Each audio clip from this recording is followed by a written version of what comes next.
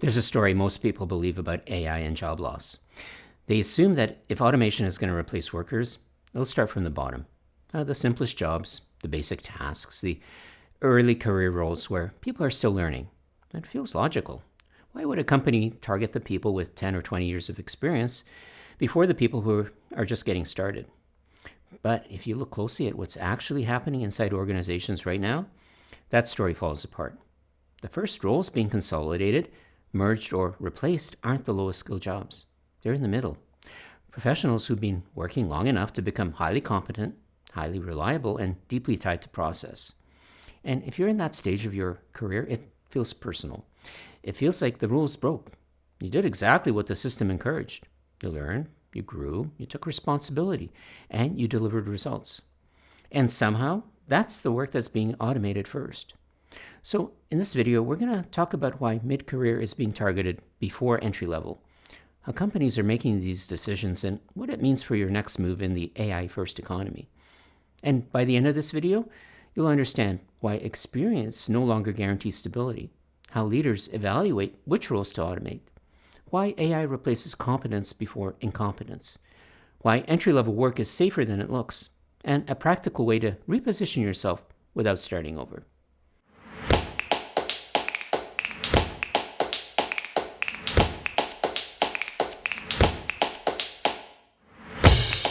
Welcome to the channel. I'm Thomas Schmidt, and on this channel, we explore how technology, AI, and the future of work are reshaping careers, and more importantly, how you can stay ahead of it.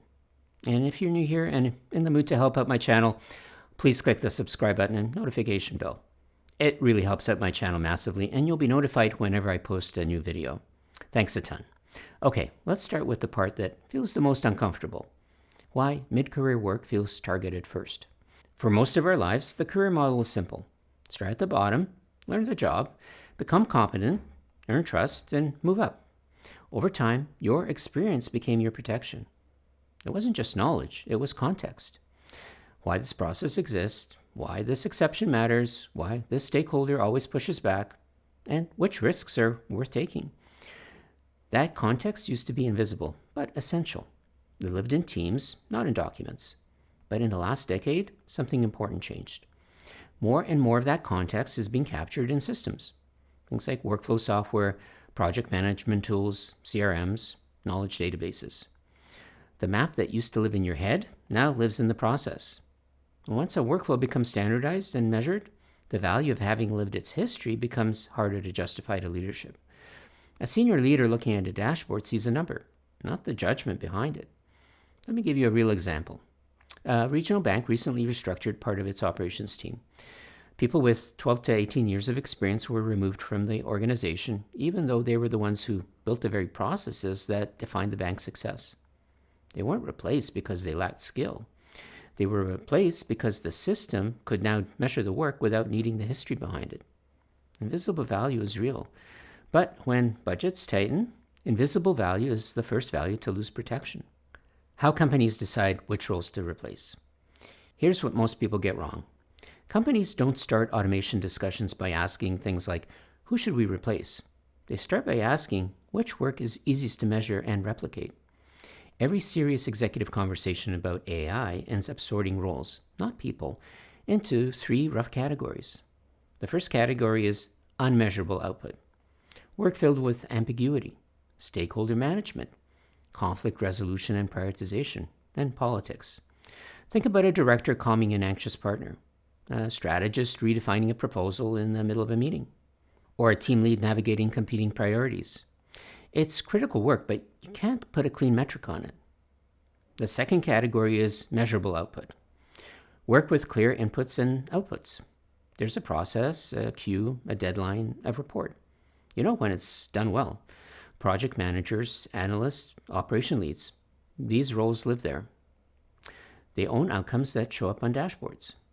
The third category is non-output work. Things like early career learning, assisting with tasks, supporting projects without owning the result. The work is messy, inconsistent, and often not fully documented. It's valuable long-term, but not measured in the short term. AI doesn't start with the messy work at the bottom. It starts with the clean work in the middle. If a system can replicate the visible part of your job, the part leadership can measure, Well, it becomes a business discussion, not a performance discussion. Why AI automates competence before incompetence. Now, this is the paradox.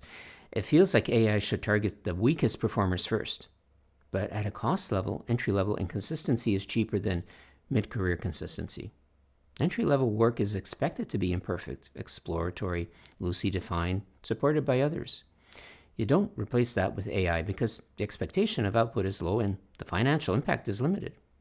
Mid-career work is different. By that point, you own the outcomes, you hit targets, deliver on processes, make measurable contributions. That's why AI targets it first, because competence creates measurable results, and measurable results are the things a system can learn to replicate.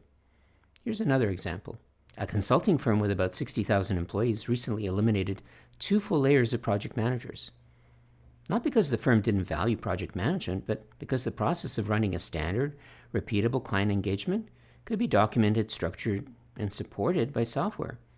Senior partners stayed, junior analysts stayed, the middle is what collapsed. Executives don't sit in a room saying things like, let's replace our most experienced people with a machine. They sit in a room saying, we can maintain the same client delivery metrics using fewer layers. AI doesn't automate incompetence. It automates competence at scale, where human judgment still beats automation. So where do humans still win? Well, not in the tasks and not in the dashboards. They win in the judgment behind the numbers. Humans outperform systems in defining the real problem and not just solving the stated one, understanding context and unwritten rules, managing emotion, fear, and uncertainty, choosing timing, not just direction, aligning a group around the decision. Let's use a simple example. A hospital network with 14,000 employees recently invested heavily in automation for its scheduling, supply, and reporting. But when it came to deciding which units could absorb increased caseloads without collapsing morale, no AI system could make that call.